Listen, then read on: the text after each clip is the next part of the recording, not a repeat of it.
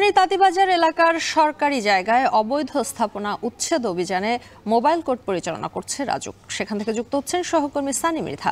সানি, অভিযানে কতটি অবৈধ স্থাপনা উচ্ছেদ করা হলো, বিস্তারিত জানাবেন।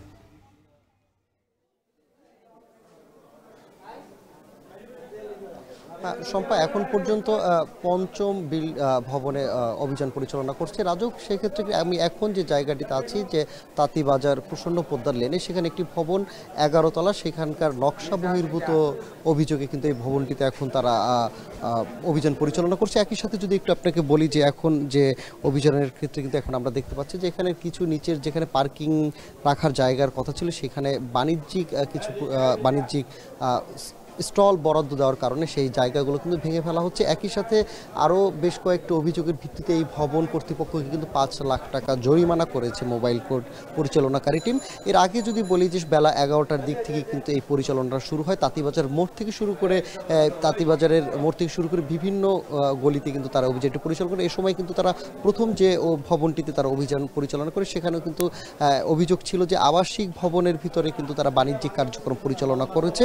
সেই ভিত্তিতে যেহেতু সেখানে স্বর্ণালঙ্কারের দোকান ছিল, একই সাথে কারখানাও ছিল, যে ক্ষেত্রে কারখানার সাথে বসবাস করার কোনো ধরনের অনুমোদন রাজুক দেয় না বলে তারা আমাদেরকে জানিয়েছে। এর ফলে কিন্তু সেখানে কারখানা একই সাথে বাণিজ্যিক কার্যক্রম পরিচালনার অভিযোগে সেখানকার বৈদ্যুতিক যে লাইন ছিল সেগুলো বিচ্ছিন্ন করেছে।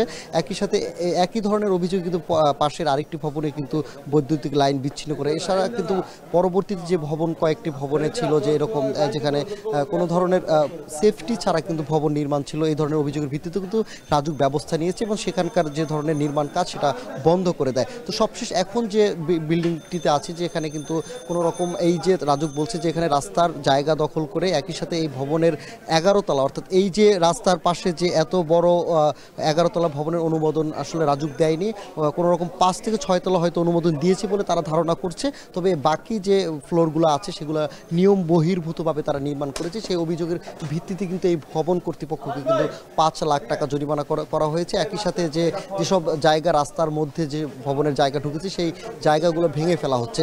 তো রাজুকের পক্ষ থেকে বলেছে যেহেতু পুরান ঢাকায় মাঝে মাঝে অগ্নিসংযোগ বা বিভিন্ন দুর্ঘটনার হয়ে থাকে, এই ধারাবাহিকতায় কিন্তু এই ধরনের অভিযান কিন্তু তারা আগামীতে অব্যাহত রাখবে। তো শম্পা, তাঁতীবাজার থেকে রাজুকের অভিযান নিয়ে সবশেষ এই ছিল আমার কাছে।